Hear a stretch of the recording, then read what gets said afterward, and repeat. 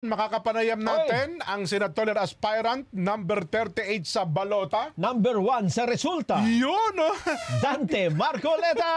Ang ganda, magka-rhyme, ha? Number 38 sa balota. Number 1 sa resulta. Yun, oh. Sino yan? Dante Marcoleta. Yan. Kong, masayang umaga po. Masayang umaga sa inyong dalawa, sa ating mga tagapakinig. Opo, naku, namiss namin kayo, Kong, ha? Bumati muna kayo sa ating mga kababayan. Talagang sabi nila, bakit hindi na nakakapanayam sa Net25 ang Kong Dante? Ano na nangyari? Kong? Eh, dapat pinapaliwanag nyo naman sa kanila para hindi nila ko hinahanap. Pagka kami nagpaliwanag, Kong, ayaw kami paniwalaan, eh. Kasi po, dahil sa election period ngayon, pinagbabawal po ng mga tumatakbong mga kandidato ay magra-radyo pa o mag-TTV. Pero pagka po kinakapanayam lang, nakagaya ng gustong mangyari nitong dalawang ginoong ito, ay papayagan naman po yan.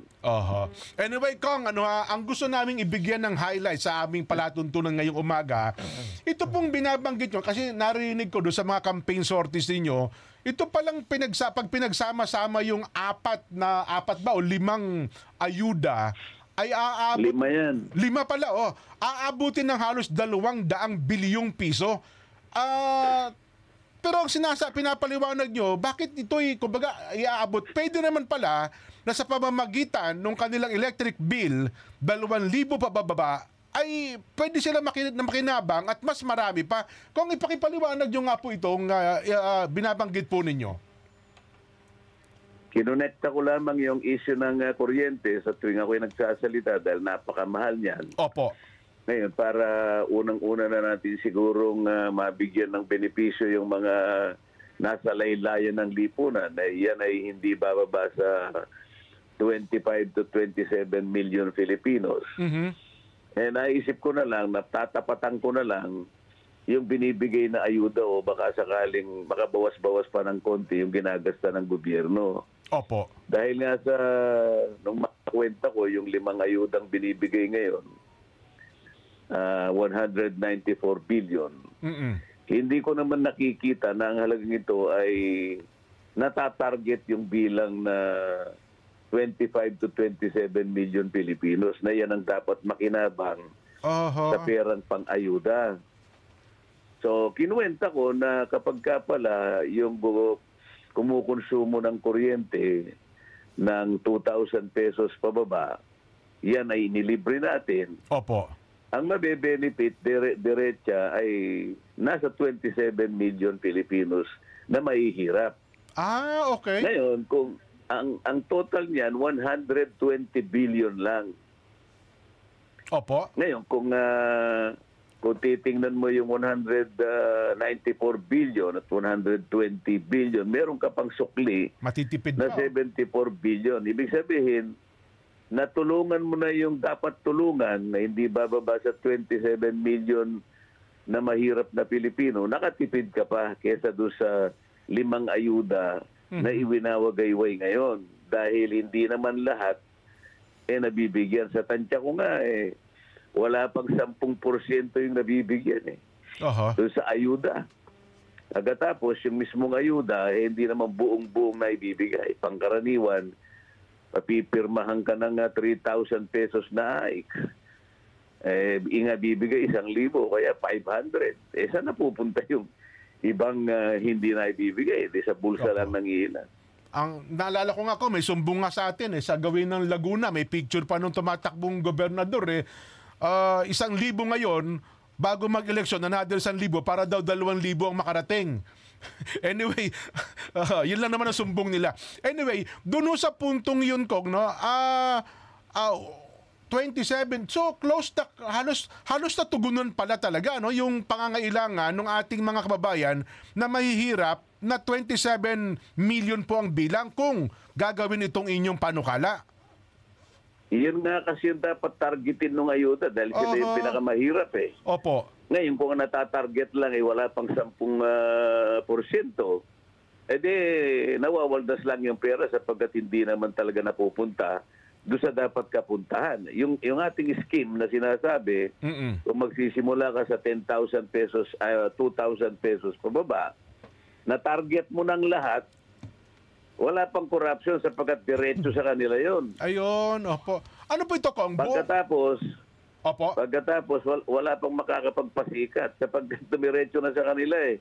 Ipadadaan mo sa mga kandidato, di magpapasikat lang yan. Akala mo sa kanila galing yung pera. At sisilawin pa yung mga presidente natin, ang bungakala naman, galing nga sa bulsa nila yon. Hindi nga eh. So diretso, nabigyan yung dapat mabigyan, yung kabuong bilang na tinatarget ng mga ayuda, wala pang corruption sapagkat diretsa sa kanila. Diretsang pupunta sa kanila yung benepisyo at walang pasikat. Hindi ba tama yun? Tama po. Pero sabihin, isang buong taon po yan, Kong? Makikinabang sila lahat? Monthly kasi 2,000 pesos pababa ang sinasabi ko, di ba? Opo. So isang buong monthly taon? Yan. Ang katumbas niyan sa isang taon, 120 billion pesos. Oho.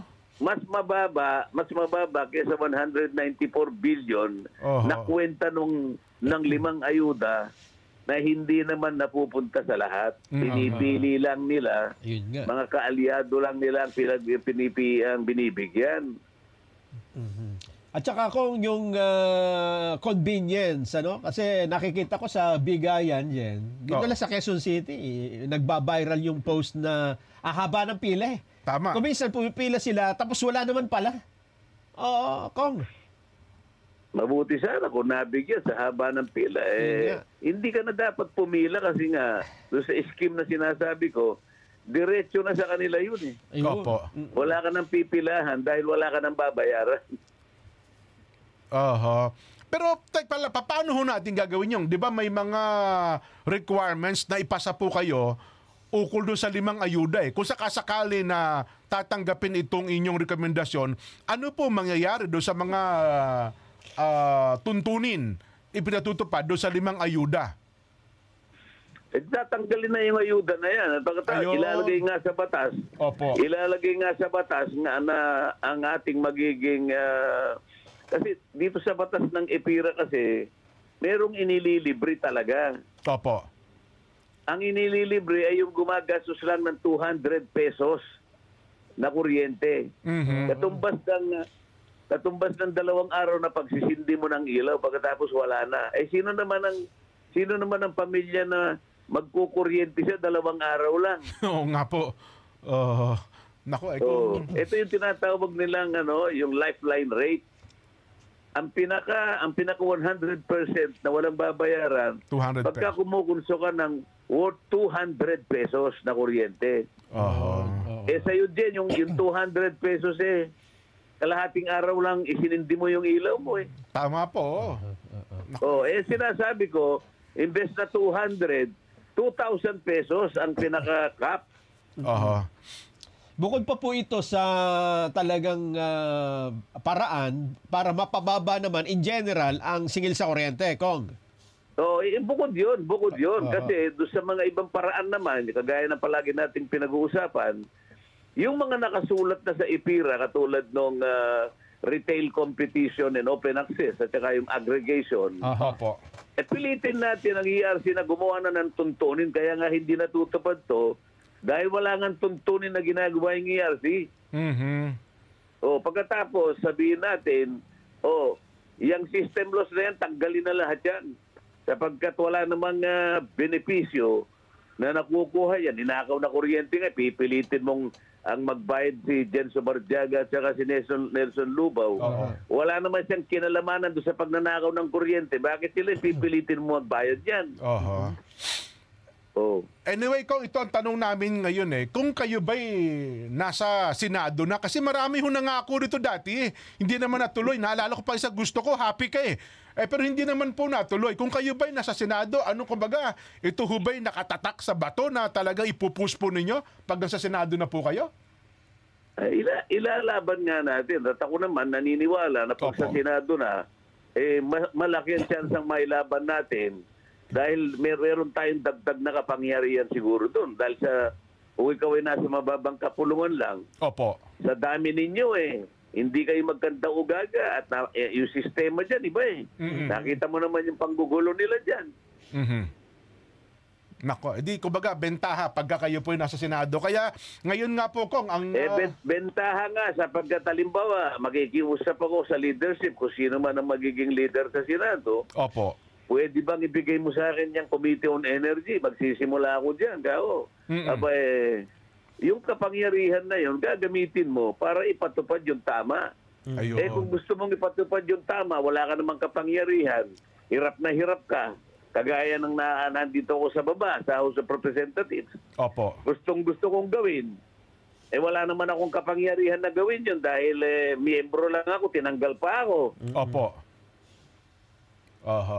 Anyway, Kong, yan ang gusto naming matanim at maiwan sa isipan ng ating mga kababayan. Ano po ang mensahe nyo ngayon? Sapagkat... Ngayon muna tayong reaksyon dun sa bagong survey, Jen, na umaangat siya. Tapos meron na lang, meron pang natitirang hindi aware. Yung awareness 74%. May 26% pa. 26% Samantalang yung ibang mga kandidato, 100% ay awareness. So parang wala nang ibubuga. Pababa na ang kanilang trajectory ngayon. Ano po reaction nyo, Kong Dante, sa tumataas nyong rating? Nagpapasalamat ako dahil maraming naawa yata sa akin. At siguro dahil sa awa na yon, baka napagtutuunan ako ng pansin. Kasi nga, kagaya na sinasabi ko sa iyo, with or without the survey, wala nang atrasan ito, hindi ba? Opo.